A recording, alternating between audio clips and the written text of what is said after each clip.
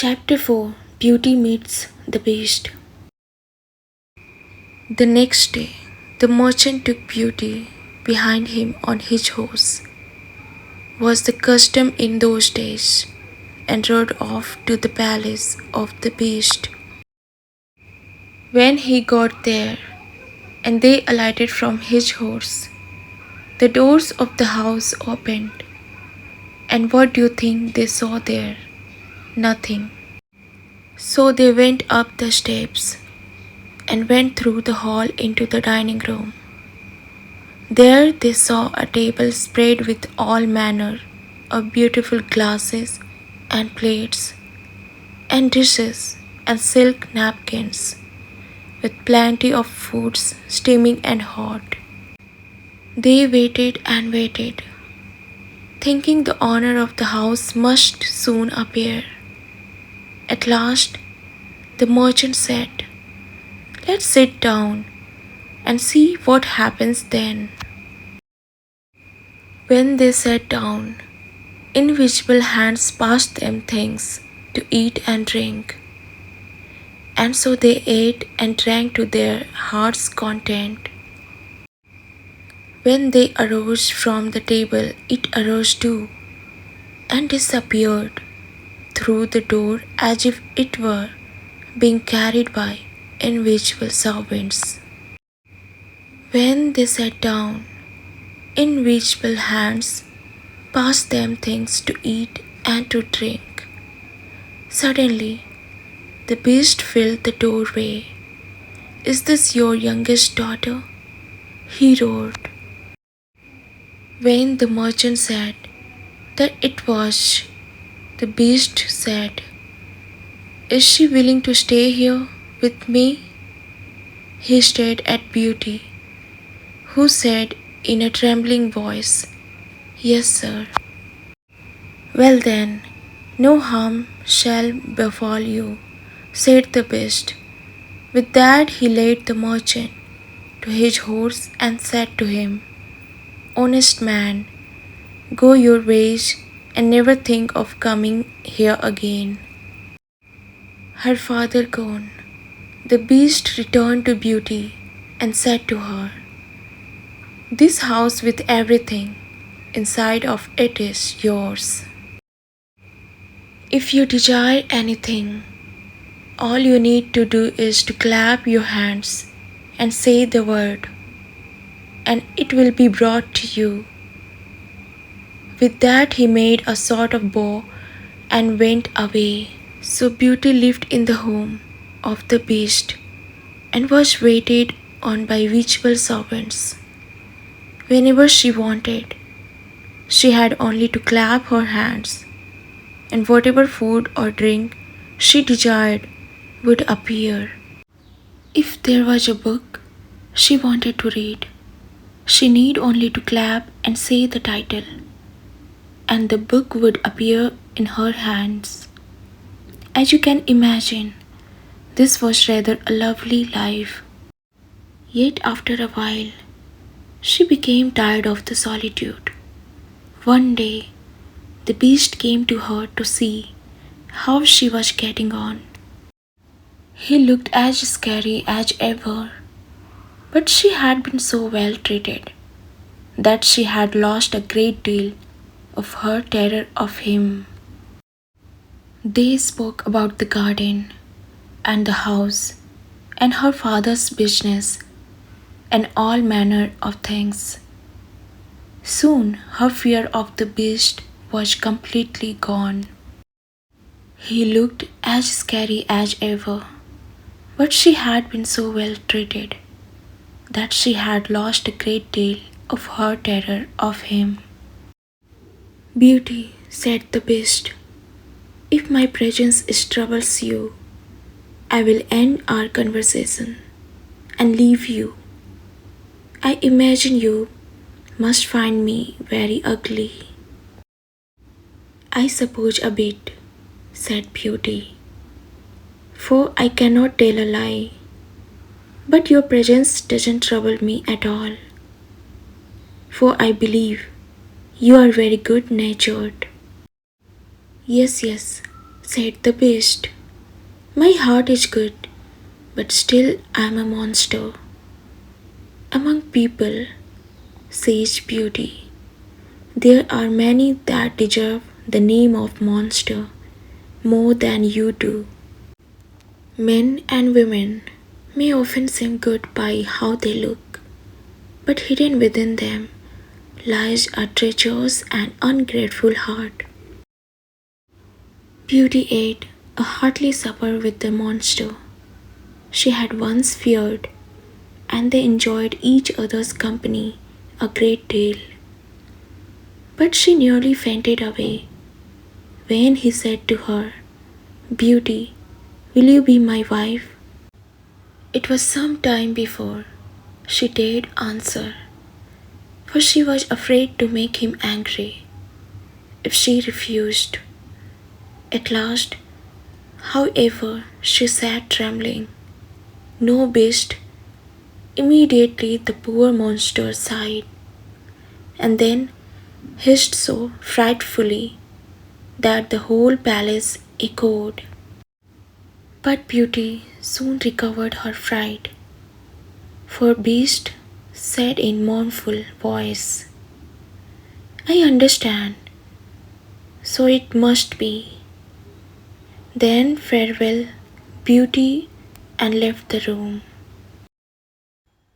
Chapter 5 Growing Fondness.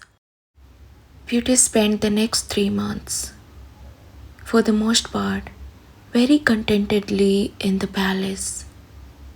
Seeing the beast so often had accustomed her to his deformity,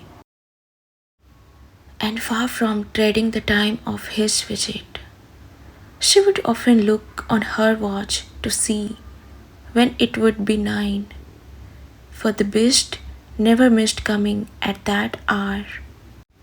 The one moment that was hard was the time before she went to bed, when the monster would ask her if she would be his wife.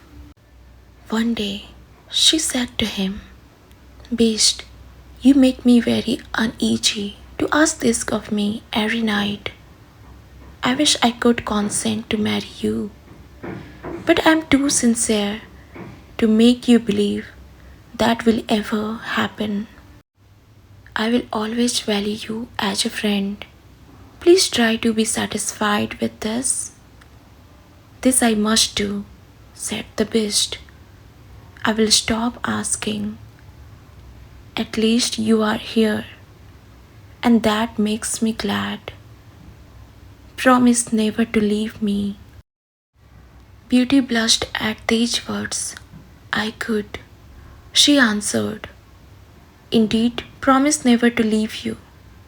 But I have so great a desire to see my father that I am afraid I will fret to death if you refuse me that satisfaction.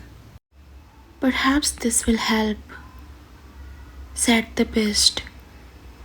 He handed her a gold-rimmed looking glass. In the mirror was an image of Beauty's father, pitying himself, sick for the loss of her. Oh, she cried, and all the color rushed from her face. I would rather die myself, said the monster, than see you so aggrieved. Go to your father's house. Stay with him for 1 week. But if you do not return before the week is past, poor beast will die with grief. I promise, said Beauty, to return in a week. But how will I get there? Take this magic looking glass and this ring, said the beast. Tonight before you go to bed, lay the ring upon the looking glass. When you wake up tomorrow morning, you will be at your father's house. When you are ready to come back, do the same thing before you go to sleep, and you will be back here when you awake. Farewell, Beauty. "Take this magic looking glass and this ring," said the beast. She did as he described, and when Beauty awoke the next morning, she found herself at her father's house. With joy, she quickly dressed and came to the kitchen, where her father gave a loud shriek of glee. He thought he would die of happiness to see his dear daughter again. He held her fast locked in his arms for over a quarter of an hour. As soon as the first transports were over, the father shared with Beauty the good news. Both her sisters were married. Beauty sent for her sisters, who hastened with their husbands. When she had a chance to talk to her sisters alone, she learned that they were both very unhappy.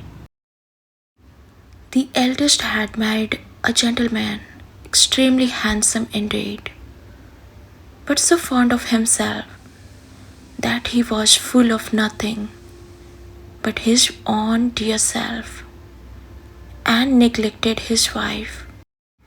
The second had married a man of wit, but he made use of it only to plague and torment everybody, and his wife most of all. Beauty's sisters sickened with envy when they saw her dressed like a princess and more beautiful than ever. All of her affectionate behavior did nothing but to raise their jealousy, which was ready to burst when she told them how she could but clap her hands and have at once anything she wanted to eat or drink or anything else at all for that matter. The two elder sisters went to the garden to vent about this distressing turn of events. Said one to the other, "In what way is this little creature better than us, that she should be so much happier and living such a better life?" "Sister," said the eldest, "a thought strikes my mind. She told us of the promise to stay only for 1 week. Let us try to keep her beyond the week. Perhaps the monster will be so angry for breaking her word that he will devour her." "Right, sister," answered the other. They went back to the house and behaved so affectionately to their sister that poor Beauty wept for joy. When the week passed, they cried and tore their hair and seemed so sorry to part with her that she promised to stay a week longer. In the meantime, Beauty could not help feeling uneasy that she was likely causing pain for poor Beast, whom she sincerely loved and really longed to see again. The 10th night she spent at her father's. She dreamed of the Beast in the palace garden suffering, maybe even dying. Loneliness for her. Beauty sat up straight in bed and burst into tears. "Am I not very wicked," she said, "to act so unkindly to Beast, who has tried so hard to please me in everything? Is it his fault if he is so ugly? He is kind and good, and I love spending time with him, and that is more than enough. Why did I refuse to marry him? I would be happier with the monster than my sisters are with their husbands. It is not wit or a fine face in a husband that makes a woman happy, but virtue sweetness of temper, and thoughtfulness, and Beast has all these qualities. Having said this, Beauty rose, put the ring on the looking glass, and laid down again to sleep. When she awoke the next morning, she was overjoyed to find herself back in the Beast's palace. Chapter 6. The Prince.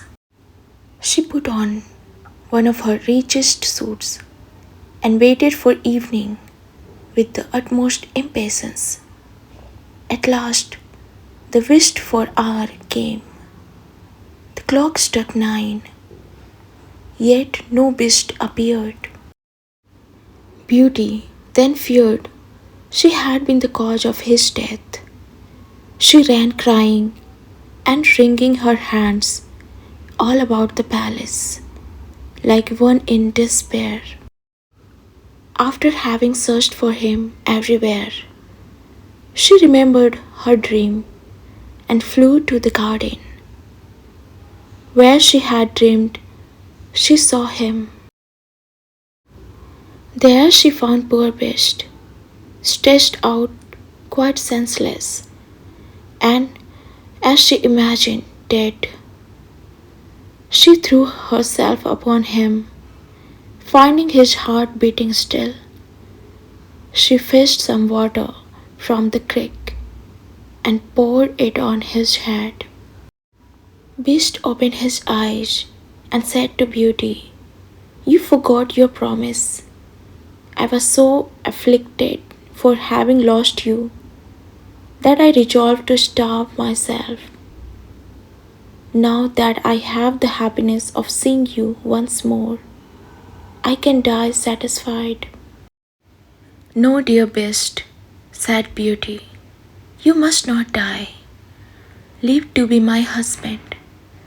From this moment, I give you my hand and swear to be none but yours. I thought I had only a friendship for you, but the grief I now feel convinces me that I cannot live without you." No sooner had she said this than the hide of the Beast split in two. Out came a most handsome young prince. The prince told her that he had been enchanted by a magician and could not recover his natural form until a maiden would, of her own free will, declare that she loved him. Thereupon the prince sent for the merchant and his 2 daughters. He was married to Beauty, and they all lived happily ever after.